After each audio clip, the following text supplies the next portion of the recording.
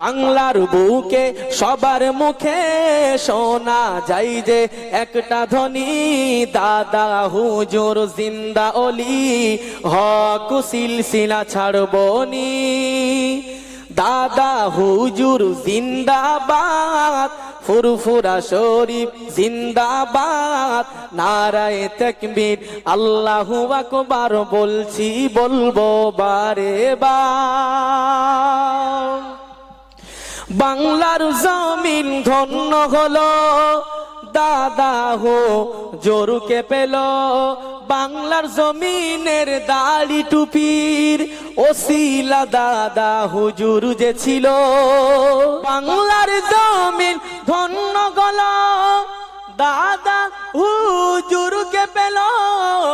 বাংলার জমিনের দাড়ি টুপির ওসিলা দাদা হুজুর ছিল।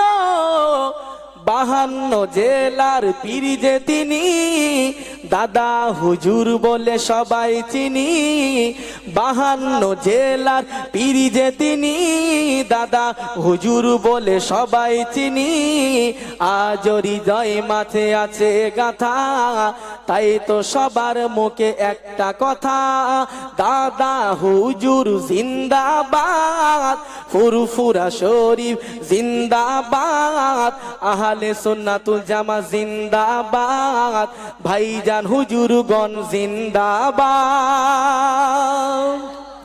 বাংলার বুকে সবার মুখে শোনা যাই যে একটা ধ্বনি, দাদা হুজুর জিন্দা অলি, হক সিলসিলা ছাড়বনি।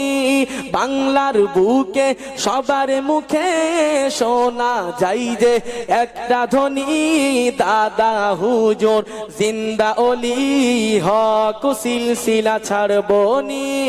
দাদা হুজুর জিন্দাবাদ, ফুরফুরা শরীফ জিন্দাবাদ, নারায়ে তাকবীর আল্লাহু আকবার বলবো মোরা বারে বার। দাদা হুজুর ন্যায়ের হাতিয়ার, করতেন তিনি ন্যায় বিচার। জোরে হলো না? দাদা হুজুর ন্যায়ের হাতিয়ার, করতেন তিনি ন্যায় বিচার। দেহের খুনকে পানি করে ব্যস্ত ছিল দিন প্রচারে। দাদা হুজুর ন্যায়ের হাতিয়ার, করতে তিনি ন্যায় বিচার। দেহের খুনকে পানি করে ব্যস্ত ছিলেন দিল প্রচারে। তাই তো বলি চলো যাই গো ছুটে, দাদা হুজুরের রওজা পাকে। তাই তো বলি চলো যাই গো ছুটে, দাদা হুজুরের রওজা পাকে। যেখানে গেলে শান্তি মেলে, চলো বলি সব দলে দলে, দাদা হুজুর জিন্দাবাদ, ফুরফুরা শরীফ জিন্দাবাদ, আহলে সুন্নাতুল জামাত জিন্দাবাদ, ভাইজান হুজুরগণ জিন্দাবাদ।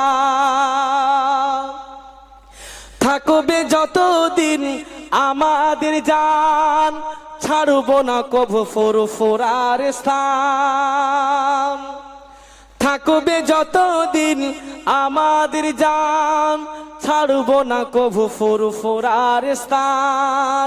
ভণ্ডদের কাজ যে ভণ্ডামি করা, ইমানদারের কাজ আগিয়ে চলা। থাকবে যতদিন আমাদের জান, ছাড়বো না কভু ফুরফুরার স্থান। ভণ্ডদের কাজ যে ভণ্ডামি করা, ইমানদারের কাজ আগিয়ে চলা। তাই তো বলি মোরা ব্যাকুল হয়ে দাদা হুজুরকে স্মরণ করে, তাই তো বলি মোরা ব্যাকুল হয়ে দাদা হুজুরকে স্মরণ করে। ভালোবাসি আমি বাজবো ভালো, বলছি আমি আজ তোমরা বলো দাদা হুজুর জিন্দাবাদ, ফুরফুরা শরীফ জিন্দাবাদ, নারায়ে তাকবীর আল্লাহু আকবার বলবো মোরা বারে বার। মুসলমানের ছেলেরা, এ নবীর উম্মত উম্মতিরা, খুব খেয়াল করে শুনুন। আকা মাওলা রাসূলুল্লাহ সাল্লাল্লাহু আলাইহি ওয়াসাল্লাম যেই না চলে যাবেন, নামাজ পড়াতে পারছেন না, আবু বকরকে বারবার বলছেন, এ বিবি আয়েশা আবু বকরকে বলে দাও, আবু বকর আজকে দিনের জন্য নামাজটা যেন পড়ায়, আমি আর মসজিদে যেতে পারবো না।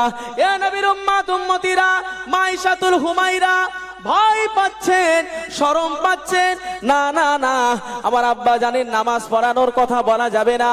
হাবিবুল্লাহ যখন যাচ্ছেন না, সাহাবা হুজুররা হাবিবুল্লাহর কাছে চলে এসেছেন, আমার নবীকে সালাম দিয়েছে, আসসালামু আলাইকা ইয়া রাসূলুল্লাহ, আসসালামু আলাইকা ইয়া হাবিবাল্লাহ, হুজুর চলুন চলুন চলুন নামাজ পড়াবেন। সাহাবা হুজুররা যখন আমার নবীর কাছে এসেছেন, হাবিবুল্লাহ তার জবান দিয়ে লিসান দিয়ে একটা আওয়াজ বার করেছেন, এ আমার সাহাবারা, এ আমার সাহাবারা, আমি নবী ওই যে মদিনার মসজিদে নামাজ পড়াবো, ইমামতি করব, সেই ক্ষমতাটুকু আমার নাই, কিন্তু আমি নবী ইজাজত দিলাম, হুকুম দিলাম, তোমরা গিয়ে আবু বকর ইমামতি করবে, আর আবু বকরের পেছনে তোমরা সবাই দাঁড়িয়ে যাবে। আল্লাহর রাসূল যখন আবু বকরকে হুকুম দিয়েছেন, সিদ্দিক আকবর আবু বকর রাদিয়াল্লাহু আনহুর চোখ দিয়ে টপ টপ করে পানি পড়ছে। আহারে, যে নবীর পিছনে এতদিন পর্যন্ত নামাজ পড়েছি, ইক্তিদাইতু বিহাযাল ইমাম যে নবীকে করেছি, আজকে সেই নবী অসুস্থ, যে নবী ওই তাইফের ময়দানে কম করে 3 বার অজ্ঞান হয়েছে নামাজ পড়বেন বলে, তানাকে যখন ওই যে বেহুশ অবস্থায় যখন তানাকে জাগানো হয়েছে, হাবিবুল্লাহ বলছেন আস-সালাত আস-সালাত, জোরে বলবেন না, নামাজ নামাজ। সেই রাসূল আজকে নামাজ পড়তে যাচ্ছেন না, নিশ্চয় আমার রাসূল জীবনের একেবারে শেষ সময় হাবিবুল্লাহর ঘনিয়ে এসেছে। আল্লাহ রাসূল হযরতে আবু বকরকে হুকুম দিয়েছেন, আবু বকর রাদিয়াল্লাহু তাআলা আনহু হুজুর নামাজটা পড়িয়ে দিলেন। একদিন আল্লাহ রাসূল যেই দিন বিদায় নেবেন, রাসূলুল্লাহ জীবনের শেষ বয়ান মদিনার মসজিদে নববী শরীফে যখন করছেন, সাহাবা হুজুরদেরকে ডেকে বলছেন, আয় আমার সাহাবীরা, আমি রাসূল যখন এই মক্কায় জাহিলিয়াত ছিল, আইয়ামে জাহিলিয়াত,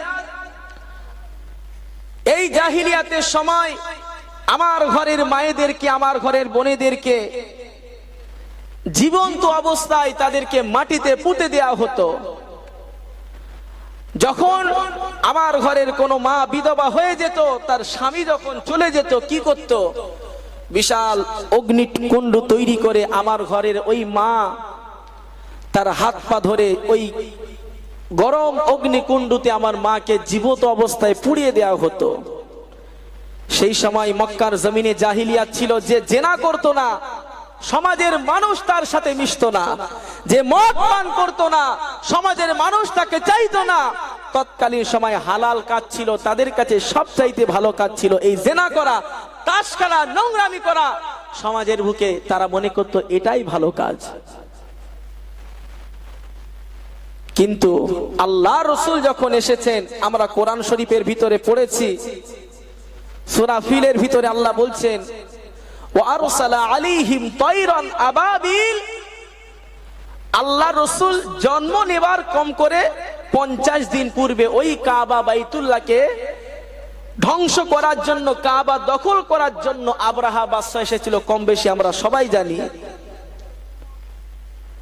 ওই আব্রাহা বাদশা লক্ষাধিক সেনাবাহিনী নিয়ে আর হস্তি বাহিনী নিয়ে কাবা দখল করার জন্য যখনই আসছেন, আল্লাহ রসুলের দাদুজান আব্দুল মুত্তালিব দেখছেন এই বিশাল ব্যাপার, এদের সাথে মোকাবিলা করার মতন ক্ষমতা আমার নাই।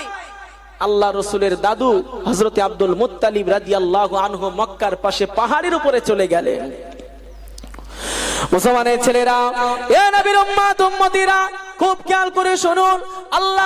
আল্লাহ রসুলের দাদুজান হযরত আব্দুল মুত্তালিব রাদিয়াল্লাহু তাআলা আনহু পাহাড়ের উপরে দাঁড়িয়ে দেখছেন আইয়ামে জাহিলিয়াতের জামানায় ওই পাহাড়ের উপর থেকে দেখছেন আবরাহা বাদশা লম্বায় খুব বেশি ছিল না, খাটো মানুষ ছিল, মোটা মানুষ ছিল, হস্তি বাহিনী নিয়ে কাবা বাইতুল্লাহ দখল করার জন্য যখন হস্তি বাহিনী নিয়ে সামনের দিকে আগিয়ে আসছেন, কিন্তু আমার আল্লাহ পাক পবিত্র কোরআন শরীফের ভিতরে জানিয়েছেন, আমি আল্লাহ আমার বাইতুল্লাহ মসজিদুল হারামের পুরো এরিয়ার ভিতরে আমি আল্লাহ মারামারি, খুনোখুনি, নোংরামি আল্লাহ হারাম করে দিয়েছি। এর ভিতরে কোনো নোংরামি চলবে না, এর ভিতরে কোনো রক্তপাত চলবে না। এ নবীর উম্মত উম্মতিরা, খোদার কি কৃপা, আল্লাহর কত পাওয়ার।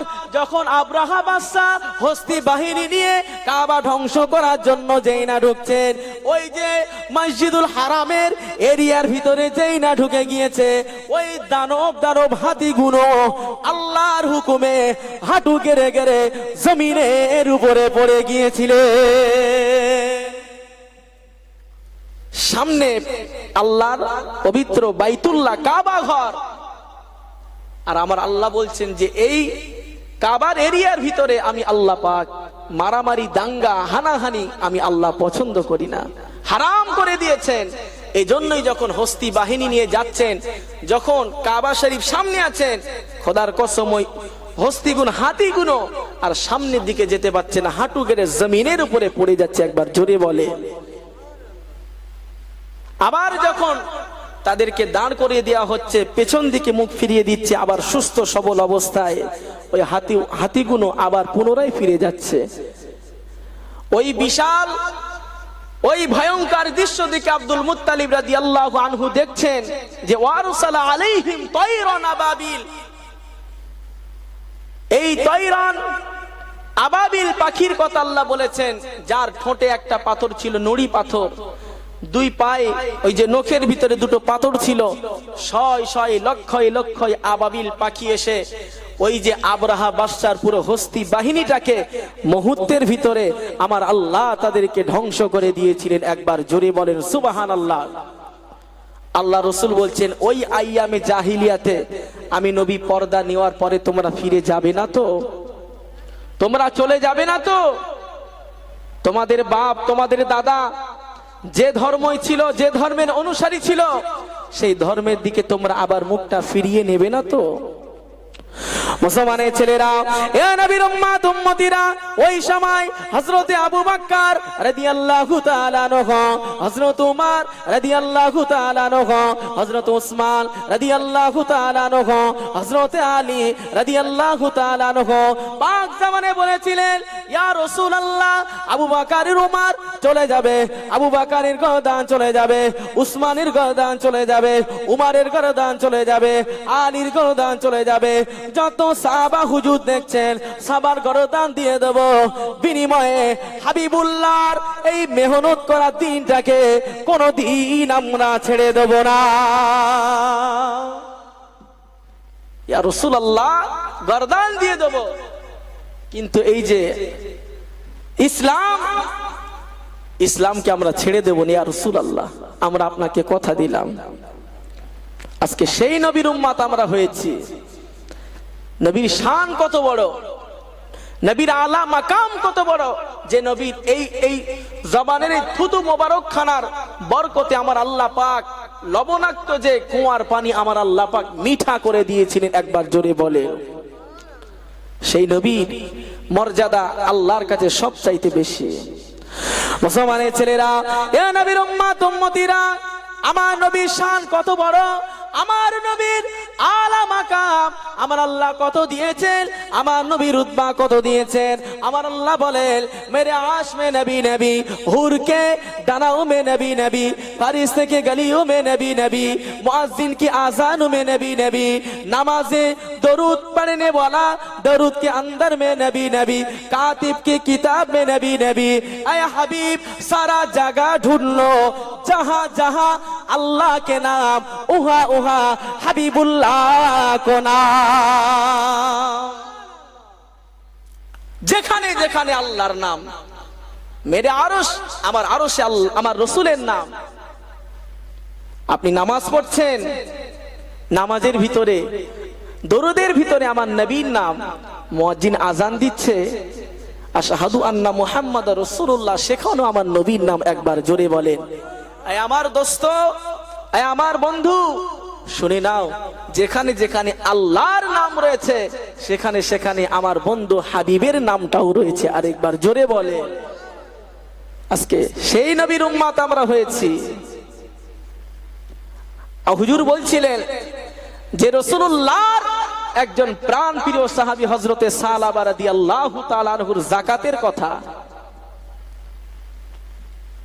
কোরআন শরীফের ভিতরে আমার আল্লাহ বলছেন 11 নাম্বার পারায় আমার আল্লাহ বলছেন ওয়াসাবিকুনাল আউয়ালুনা মিনাল মুহাজিরিন ওয়াল আনসার। যারা হাফেজ সাহেব আছেন বুঝতে পারবেন, এই মুহাজির আনসার মক্কা থেকে যারা সফর করে মদিনায় যারা এসেছিলেন তাদেরকে কি বলে? বলে মুহাজির বলে। আর মদিনায় যারা ছিলেন সেই সমস্ত সাহাবাদেরকে আনসারি সাহাবী বলে। তো রাসূলুল্লাহ যখন জিহাদে যায়, সালাবা আনসারী রাদিয়াল্লাহু তাআলা আনহু বলে এই সাহাবীটা যার বয়স ছিল মাত্র 18। কত বছর ভাই? 18 বছরের সাহাবী। আল্লাহ এই সাহাবা হুজুরের দিলে রাসূলুল্লাহর মহব্বত এত দিয়েছিল, কিতাব খুললে দেখবেন রাসূল যখন জিহাদে চলে যায় কিছু সংখ্যক সাহাবীদেরকে দায়িত্ব দেন, ও আমার সাহাবারা, আমরা হাজার হাজার সাহাবারা জিহাদের জন্য চলে যাই। রাস্তায় যেতে যেতে অনেক সাহাবার কারো হয়তো একটা পানির বোতল পড়ে গেল, পানির একটা মস্ক পড়ে গেল, কারো হয়তো চামড়ার জুতো পড়ে গেল, কারো হয়তো ব্যাগ পড়ে গেল, কারো হয়তো কিছু দিরহাম পয়সা পড়ে গেল। যখন ওই যে কাফেলা যদি এখান থেকে বাসন্তী বাজারে থাকে, কিছু সাহাবীদেরকে দায়িত্ব দেন ওই যে সাহাবা হুজুরদের জিনিসপত্র পড়ে থাকে এগুলো উঠিয়ে নেওয়ার জন্য, যার যার মাল তাদেরকে বুঝিয়ে দেওয়ার জন্য।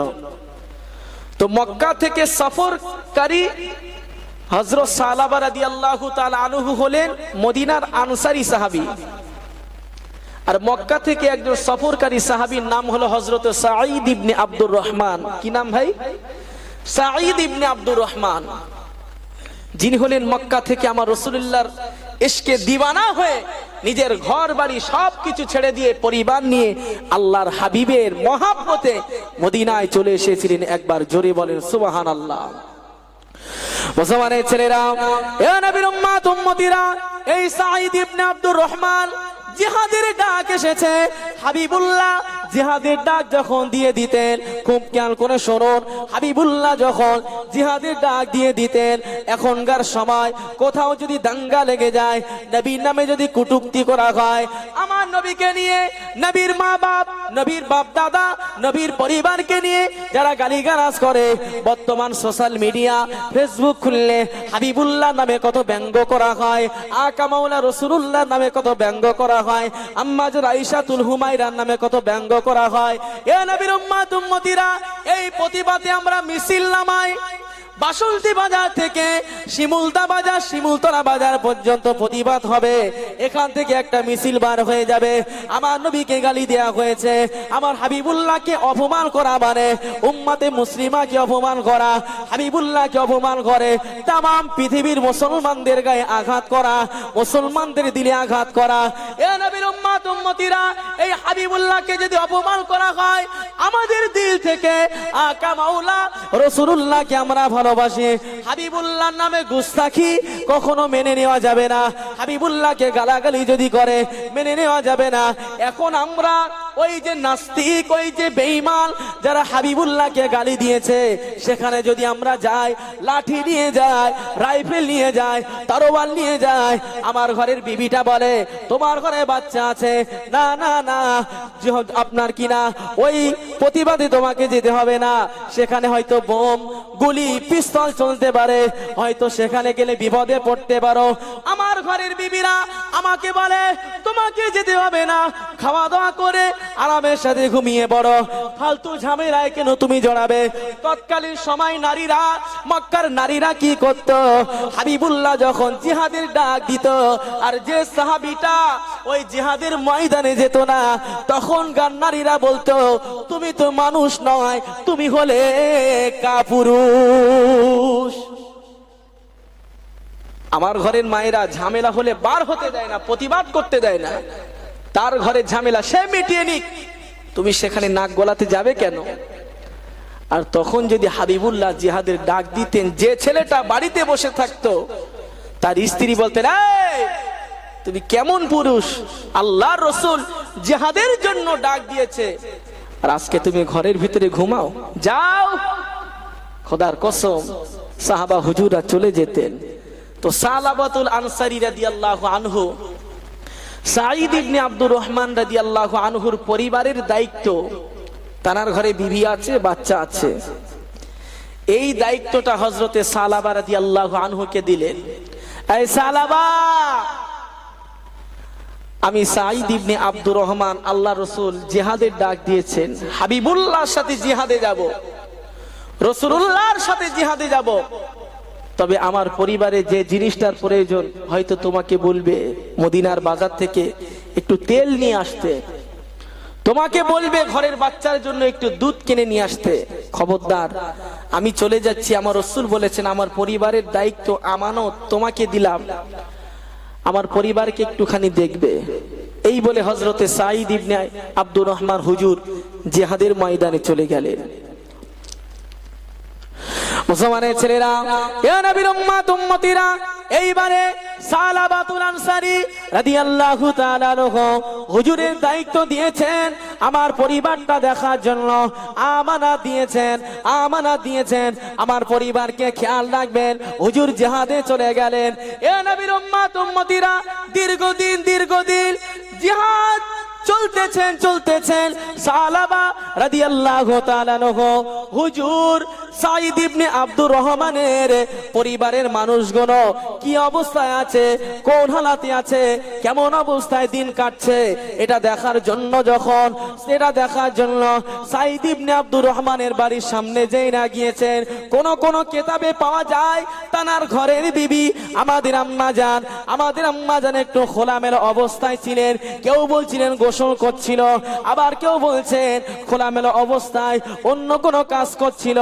এ নবীর উম্মত উম্মতিরা, ওইভাবে সালাবা রাদিয়াল্লাহু আনহু হযরত সাঈদ রাদিয়াল্লাহু তাআলা আনহু হুজুরের ঘরের সামনে যেই না গিয়েছেন, তখনকার দিনে তাল পাতা দরমাস ছাউনি ঘর ছিল, ওই পর্দার আড়াল থেকে সালাবা রাদিয়াল্লাহু আনহু দেখতে পাচ্ছেন সাঈদ ইবনে আব্দুর রহমান হুজুরের বিবিটা খোলামেলা অবস্থায় আছেন। এই তানার চোখ, এই চোখটা ভুলবশত হুজুরের স্ত্রীর শরীরের দিকে পড়ে গিয়েছে, চেহারার দিকে পড়ে গিয়েছে। দেখার পরে আর ওইদিকে আম্মা জান তিনি দেখতে পেয়েছেন আমাদেরকে দায়িত্ব যে সালাবাকে দিয়েছিল, ওই সালাবা পর্দার আড়াল থেকে আমার শরীর দেখছে, আমার চেহারা দেখছে, তিনি ঝরঝর করে কাঁদতেছেন। আর এইদিকে হুজুর দেখছেন আমি তো ইচ্ছাকৃতভাবে চাইনি, ভুলবশত চোখটা তার দিকে পড়ে গিয়েছে, যাওয়ার কারণে হাবিবুল্লাহর ওই 18 বছরের সাহাবী ঝরঝর করে কাঁদতেছেন। না না না, আল্লাহর কাছে কি জবাব দেব, আমি অন্যায় করে ফেলেছি, আমি অপরাধ করে ফেলেছি, চোখ দিয়ে জেনা করে ফেলেছি, আমার কোনো মাপ নাই। আমার নবীর কানে যদি খবরটা পৌঁছে যায়, হাবিবুল্লাহর কানে যদি খবরটা চলে যায়, আমার হাবিব আমাকে অনেক বকাবকি করবে, আমাকে নিয়ে আমাকে অনেক খারাপ বলবে, হাবিবুল্লাহর চোখে খারাপ হয়ে যাব। তা না করে হাবিবুল্লাহর সামনেও যাব না, আর এই আমার এই নোংরা চেহারাটা কাউকে দেখাবো না। হাবিবুল্লাহকে ছেড়ে সালাবাতুল আনসারী সাইদ রহমান পরিবারদেরকে ছেড়ে নিয়ে বাইরে চলে গেলেন। মক্কা এবং মদিনার মাঝখানে বিশাল একটা পাহাড় রয়েছে, ওই পাহাড়ের দিকে হুজুর সফর করে চলেছেন। আর আস্তাগফিরুল্লাহ আস্তাগফিরুল্লাহ আস্তাগফিরুল্লাহ, আল্লাহ মাফ করে দেন, আল্লাহ মাফ করে দেন, আল্লাহ ক্ষমা করে দেন, ভুল করে ফেলেছি। এইভাবে কাঁদতে কাঁদতে হুজুর আমার ঘর বাড়ি ছেড়ে দিয়ে আল্লাহর ভয়ে এই গোনার কারণে হাবিবুল্লাহকে ছেড়ে দিয়ে হুজুর আমার পাহাড়ের দিকে চলে গিয়েছিলেন। তিনি যে ইচ্ছাকৃতভাবে গোনা করতে চাইলেন। হযরত আলী রাদিয়াল্লাহু আনহু বলছেন, আমার নবীকে বলতে শুনেছি যে রাস্তায় চলতে গেলে কোনো একটা নারীর দিকে বেগনা, আমার ঘরের মায়ের দিকে যদি ইসলাম বলে, শরিয়ত যেটা বলে, তোমার চোখটা যদি পড়ে যায় দ্বিতীয়বার তার দিকে ফিরে তাকানো যাবে না। কথা ঠিক বলছি না ভুল বলছি? কিন্তু হুজুর তো বুঝতে পারিনি, ভুলবশত চোখটা তানার দিকে চলে গেছেন।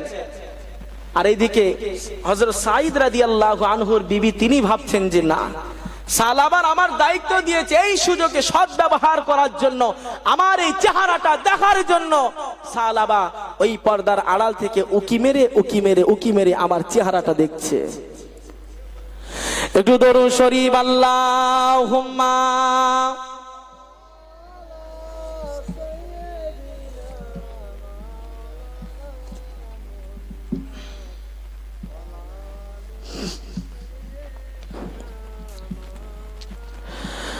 আল্লাহুম্মা সাল্লি আলা